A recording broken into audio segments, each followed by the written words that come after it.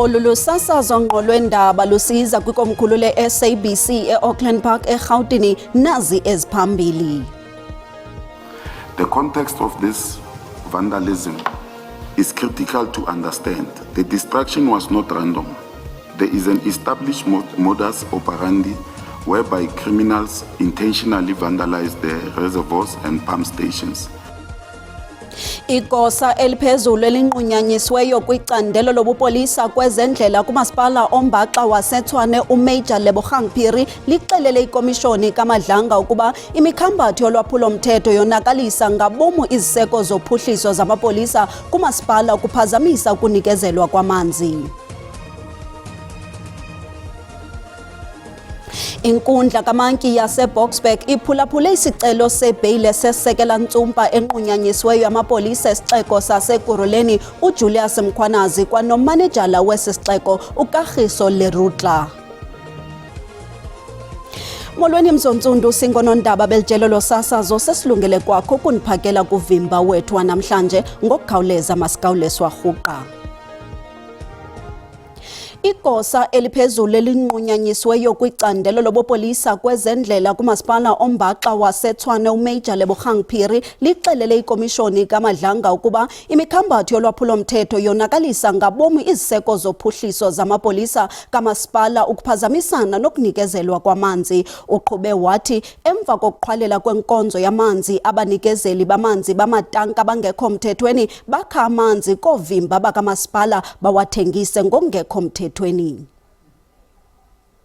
Phiri, uMajor Phiri uxelele ikomishoni kaMadlanga ukuba wanyanzeleka emise ukutyalwa konogada benkampani iGubis 85 Solutions ekugadeni iziseko zophuhliso emva kokufumana uthotho lwembalelwano nge-email kwinjineli engumcebisi kamasipala umnumzana Herman Sikholela kunye negosa eliphezulu leempahla zamapolisa kamasipala waseTshwane umnumzana Chukudu Malachi begunyazisa ukutyalwa kwabanogada ngaphandle kwemvume yakhe.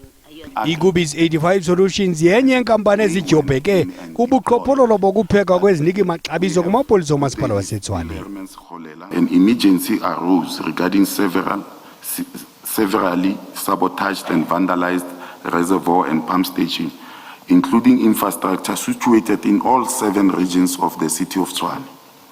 The context of this vandalism is critical to understand. The destruction was not random. There is an established modus operandi whereby criminals intentionally vandalize the reservoirs and pump stations to halt the flow of water. Once the municipal water supply is stopped, illicit operators utilizing water tankers illegally draw water directly from municipal hydrants to sell. uMajor Phiri uthi wayengenako ukugunyazisa ukutyalwa kwabezokhuselo engazibonelanga ngawakhe imfuneko yabo. I actively resisted deploying guards at that time and instructed the service provider to halt my deployments by 31st December 2024. As I was out of Pretoria and had not yet physically verified the locations or extent of the vandalism. On this paragraph 10, on 6 January 2025, a meeting was convened involving Director Chukudu Malachi, Herman Sikholela, Dr. Kwapeng Madiklaba, and myself. During this meeting, Mr. Sikholela formally complained that my delay to deploy security blindly had cost the department an estimation accounting to millions of rands in damages due to theft and vandalism. Usaqhuba uMajor Phiri nokunika ubungqina. Inkundla kaMantyi yaseBoksburg iphulaphule isicelo sebheyile sesekela-ntsumpa enqunyanyisiweyo yamapolisa esixeko saseKuruleni uJulius Mkhwanazi kwanomanejala wesi sixeko uKagiso Lerutla. Esisibini sijamelene namatyala aquka ubuqhophololo, urhwaphilizo nokuphazamisana nengalo yomthetho kuxwebhu olufungelweyo. Abatshutshisi badandalazise ukuba bayasikhaba isicelo sebheyile sababatyholwa ngelithi boyikisela ukuba bangaphazamisana nenkqubo yophando kwanamangqina. uCalvin Dludla ulandela elinqaku. liyaqhubeka enkantolo yemanje yaseBoksburg icala elibhekene noJulius Mkhwanazi kanye noKagiso Lerutla. Uzokhumbula ukuthi ke bobabili basebenza ke emnyangweni lo iMPD kanti ke uJulius Mkhwanazi uyinhloko kanti ke uLerutla yena ke ube isikhulu esiphezulu esibhekele ezemali. Namhlanje bekulindeleke ukuthi ke inkantolo ke ikhiphe isinqumo njengoba labasolwa bobabili befake ke isicelo sebhayili kanti ke okuvelile enkantolo namhlanje ke kuyashaqisa ukuthi ke uLerutla uke wabhekana necala okuthiwa kwagcina kuqhambukele kulona ke uJulius wakwaMkhwanazi kanti okuvelile enkantolo ukuthi wathi mangabe eboshwa yena uLerutla kwadingeka ukuthi ke kutholakale umuntu othile owaye umshayeli kaMkhwanazi ukuthi kuthathwe lowo muntu kube uyena oyomela icala kwenziwe engathi uyena uLerutla. Kuthiwa ke wathi mangabe efika enkantolo lo muntu ke icala laqulwa waseke egwetshwa kodwa ke wagwetshelwa ngaphandle kanti ke abameli nezinye inhlaka zomthetho zashaya amakhala ngalokhu ukuthi ke lo muntu obevelela enkantolo akusiyena uKagiso Lerutla. Okuthiwa kwenzeka ke emva kwalokho ukuthi ke uKagiso Lerutla wakhokha imali ebalelwa ku400,000 rand ekhokhela lo muntu obevele enkantolo ngegama lakhe. Kuthiwa ke ingxenye yaleyo mali yagcina iya kuJulius wakwaMkhwanazi. Mkhwanazi ke njengamanje ke uzokhumbula ukuthi ke umisiwe kanti namhlanje ke bakhona bobabili kanti nabameli babo bakhona ke sezenziwe izethulo ezenziwe abameli babo kanye ke nomshushisi wenkantolo esesikulindile siyintatheli ukuzwa ukuthi ke ingabe inkosi yenkantolo izokhipha siphi isinqumo. Igama lami nguCalvin wakwaDludla indabeni zeSABC ngibika ngiseBoksburg.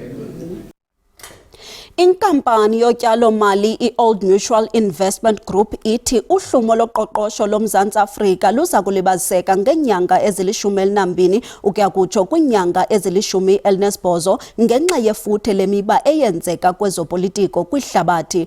Oku kuvakaliswe yingcali yale nkampani uSisa Kobus nothe kulindeleke ukuba izinga lokwehla kwamandla emali lenyuke ku3.1% liyokutsho ku4% kule nyanga sikuyo. Yehleze ibhanka enguvimba inyuse inzala yemalimboleko ngo50 basis points. Ngokwengxelo kaMnumzana Sisa Kobus, uhlumo loqoqosho loMzantsi Afrika luxhomekeke kwizixholo-xholo eziqhubeka kumbindi mpuma nanjengoko ukunyuka kwamaxabiso eoli kuqhoqa nangakumbi ipokotho zabathengi. Iinkcukacha-manani zakutshanje zabakwaStats SA zibonise ukunyuka kwezinga lokwehla kwamandla emali lisuka ku3.0% ngoFebruwari laya kutsho ku3.1% kule nyanga igqithileyo kaMatshi. From April onwards, we'll start seeing the impact of the increase in oil on inflation. So our sort of profile went from averaging around 3% to averaging closer to 4%. And there we have penciled in oil obviously spiking to closer to 120 in April, and that kind of moderating to around $90. So still quite elevated. And in that scenario, we think inflation is significantly above target, such that to avoid that being entrenched and going into second round effects, the central bank is going to have to increase the policy rate. And that's why our base case is that they'll increase rates by 50 basis points. Ephawula malunga nomnyinyiva wokucuthwa kwerhafu nge3 rand litha kumaxabiso amafutha, uCobus uthi ukuba isebe lezezimali lingolula lomnyinyiva ngenyanga ezintathu oko kungenza umahluko kwipokotho zabathengi. And I think just 1 month, I mean, as you highlighted with other market participants saying 1 month is not going to be sufficient. Already this month, we're looking at an increase of close to, I think last I checked was 2.30 for May. So if you add the 3 rand to that 2.30, that's closer to 5.30, and that kind of defeats the purpose of providing the support in the first place. So as long as they can afford it, I think they should offer the support to consumers. Lengcali kwaphawule ukuba abathenga bahlawula amatyala emoto nezindlu baseza kuqhokreka nangakumbi ngenxa yokunyuka kwezinga lemali-mboleko.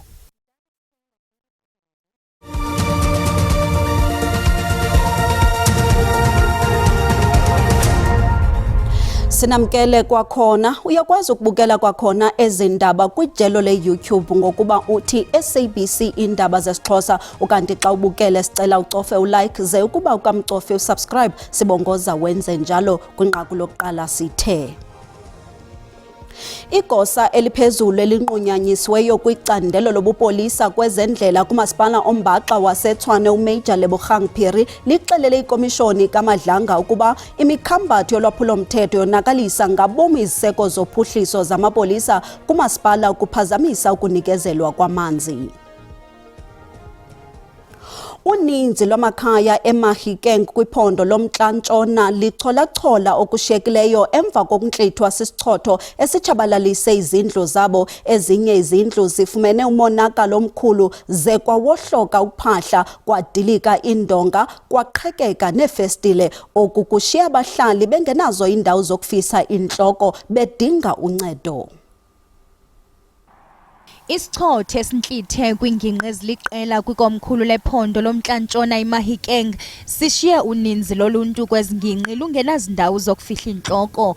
Oxhamla inkamnkam umama Emelina Geng kunye nabazukulwana bakhe babe ngamaxhoba esisichotho. Lebotalawa lawela Morageng. Bendichophile ngethuba kuwohloka uphahla lwendlu yam. Lonakalise ikhabhathi nokutya obekungaphakathi. Impahla zabantwana zimanzi, abakwazanga nokuya esikolweni. Kunakele nefriji. Ndicela uncedo kuye nabani na onokolula isandla kuba andisebenzi, ndipeya ikamkam. Uninzi lwamaxhoba luthi alukwazi ukwakha izindlu zawo kwakhona nanjengoko lutsala nzima ngokwasezimalini. It's painful. We hardly slept last night. It was very painful. And being a single parent, it's not gonna be easy gore ke khone go emisa this. Andiyazi tu ukuba ndiza kuthini ngoku. Uphahla lwam lonke luncothukile, nempahla yam yendlu ngokunjalo. Ukuba nje ndinokulungisa okophahla kungabhetele. Kungoku nje abasemagunyeni baphonononga umonakalo odalwe esesisichotho. We have dispatched our disaster management team to go and make assessments and develop a report that will come to the leadership of the municipality. They will assess the report and then engage the relevant department. If it is a housing matter, they will engage the Department of Housing. If it is a vehicle matter, they will engage the Department of Community Safety and Transport Management to see how best can they assist the municipality. Ukanti umasipala ulumkise uluntu ngelithi luhlale luvundlile. Ikomishoni yamalungelo oluntu ikhuphe ingxelo egxeke kabukhali imo yogqithiso lwenkonzo eMntla Koloni, inkqubo eziqhokekileyo, urhwaphilizo, ukusilela kwezakhono zezinye zenkonzo ezirhuqa eludakeni nezifunyenwe yile komishoni. Ezinye zeziphakamiso zekomishoni kukuba inkulu-baphathiswa uGqirha Zamani Saul uvakalise imontlekele yephondo ngokuphathelene nokuphuphumala kwelindle kumasipala waseSolblatyi. Sekuqenqeleke iminyaka izikhalazo mayela nokuchichima kwelindle eKimberley zithontelana. Ikomishoni yamalungelo oluntu ithi umasipala awukwazi kuyilawula okanye uyisombululele meko imaxongo, kambe ke ivakalisa isiphakamiso sentlekele emasibhengezwe kwiphondo laseMntla Koloni. This is the worst we have seen. The worst we have seen, and it justifies a recommendation for the Premier declaring the sewage spillages in Solblatyi a provincial disaster. Lo gama ikomishoni ixinise inkxalabo ngokugqithiswa kwamanzi ngamatanki komasipala abaninzi kweliphondo ngelithi le nkqubo ivula ikroba lorhwaphilizo. Kuselubala ukuba omasipala abaqhwalela ngokumandla kwezezimali bachitha izigidi ngezigidi zerandi ekunikezeni amanzi ngamatanki inyanga nenyanga. There's also a lot of wastage, a lot of financial mismanagement taking place in our municipalities. They spend millions on service providers, but then they argue that we don't have sufficient financial resources to provide services. Ukanti ke izinga lamathuba ngenabasebenzi kwintaphane yomasipala kweliphondo nayo yakhwanqisa kukhankanywa omnye womasipala okumyinga wama-41 we% weqondo lwemisebenzi engaqeshelwanga abantu. Kunjalo nje nezikhundla zamagosa abambeleyo nokusetyenziswa kwabacebisi kukwakhonjwe njengokurhuqisa umrhaji kwingxelo yekomishoni yamalungelo oluntu kulawulo lomasipala olugwenxa eMntla Koloni.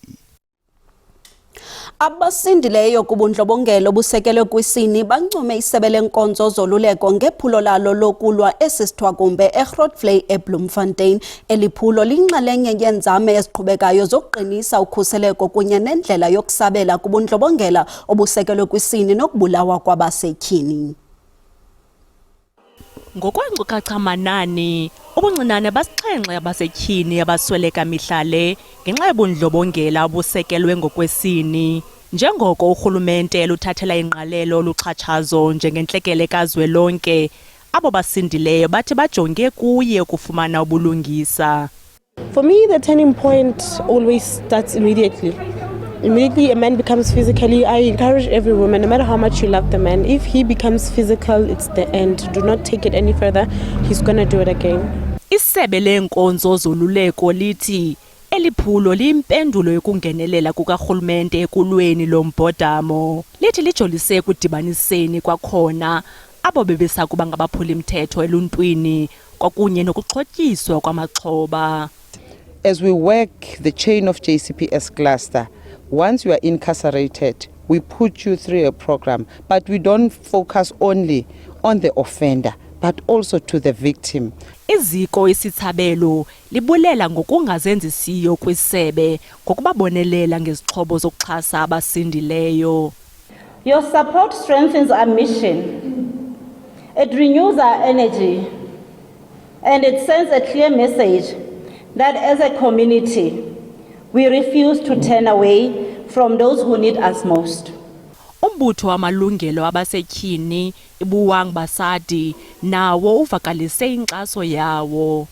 We supported them all the way, and as Healing the Scars family, because as Buwang said, we have a group that is called Healing the Scars, and some of them are survivors of gender-based violence and femicide.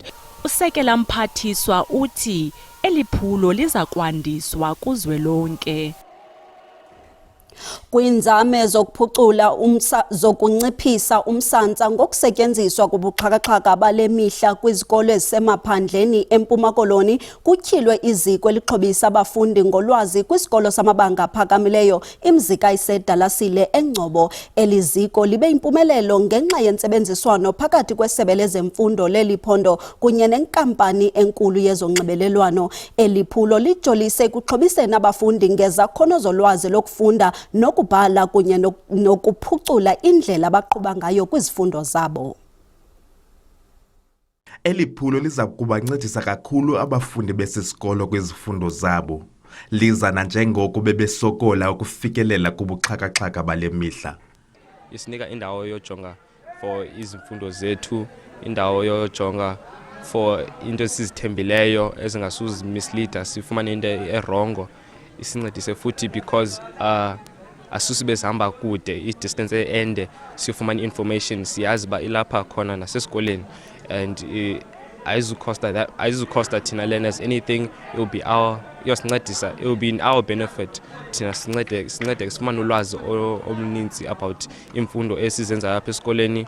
Injongo kukuqinisekisa ukuba amaphulo anjena awapheleli isithubeni. Ukuze sikuthi make sure that le multimedia center is sustainable, into esiyenzileyo together ukuza nale facility sine connectivity for a multimedia center for iminyaka 2 years, as well as ne teacher support for training, ukutraina utishala lona ukufundisa abantwana how to use this capability or the facility. Nzalba izikolo zasezilalini bangapheli beba disadvantaged because bekude mhlawumbi eMonti kulandawo nestudio. Create studios kule ndawo bakuyo bapresentelwe i-lessons kusetyenziswe za gadgets zipha kubo ngexesha elifanelekileyo. Kwenziwe isimemelelo sokuba nezinye inkampani zabucala nazo zingenelele kumaphulo akumila nje ukuze nezinye izikolo zakwindawo ezisemaphandleni zizoxhamla nazo. Abongile Yankees kwiindaba ze-SABC eNgcobo. Sibulele ke mawethu ngokusiboleka kwenu indlebe kamnandi.